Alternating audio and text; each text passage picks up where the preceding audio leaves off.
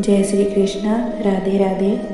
मैं हूँ अल्फाजों के मुसाफिर और आज हम कहानी के सफ़रनामा में लेकर आए हैं भगवत गीता का अध्याय 16 दैवासुर संपद विभाग योग। इस अध्याय की शुरुआत होती है कुरुक्षेत्र के मैदान से, जहाँ रथ के बीच खड़े हैं अर्जुन और उनके सारथी श्री कृष्ण।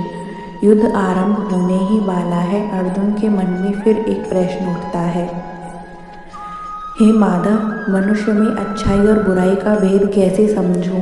कौन सा स्वभाव हमें ऊपर उठाता है और कौन सा पतन की ओर ले जाता है? श्री कृष्ण मुस्कुराए और बोले, हे पार्थ, इस संसार में मनुष्य के भीतर दो प्रकार की संपदा होती है, दैवी संपदा और आसुरी संपदा। मैं तुम्हें एक कहानी सुनाता हूँ। एक नगर में दीपक नामक युवक रहता था।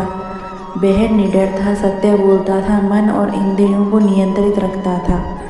वह दान देता, क्रोध पर काबू रखता, किसी से द्वेष नहीं करता। उसके गुण थे निर्भयता, पवित्रता, आत्मसंयम, अहिंसा, सत्य, क्षमा, दया और नम्रता।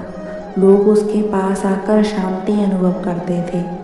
धीरे धीरे उसका जीवन प्रकाश से भर गया। श्री कृष्ण बोले, हे अर्जुन, ये दैवी गुण मनुष्य को मोक्ष के मार्ग पर ले जाते हैं। उसी नगर में विक्रम नाम का व्यक्ति भी रहता था। वह अहंकारी था, क्रोधी था, दूसरों को नीचा दिखाने में आनंद लेता था। उसे न धर्म की चिंता थी न सत्य की।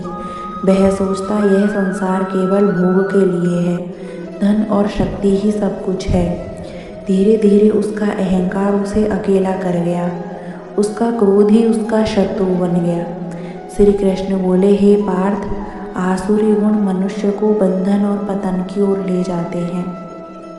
फिर श्री कृष्ण ने गंभीर स्वर में कहा, काम, क्रोध और लोभ ये तीन नरक के द्वार हैं।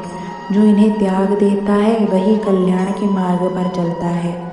अर्जुन समझ गए, युद्ध केवल बाहर ही नहीं बल्कि भीतर भी है। हर मनुष्य के अंदर दीपक और विक्रम दोनों रहते हैं। जो अपने भीतर के दीपक को मजबूत करता है वही सच्चा विजेता बनता है। दोस्तों, जीवन की इस यात्रा में हमें तय करना है कि हम दैवी गुण अपनाएंगे या आसुरी, क्योंकि हमारा स्वभाव ही हमारा भविष्य बताता है।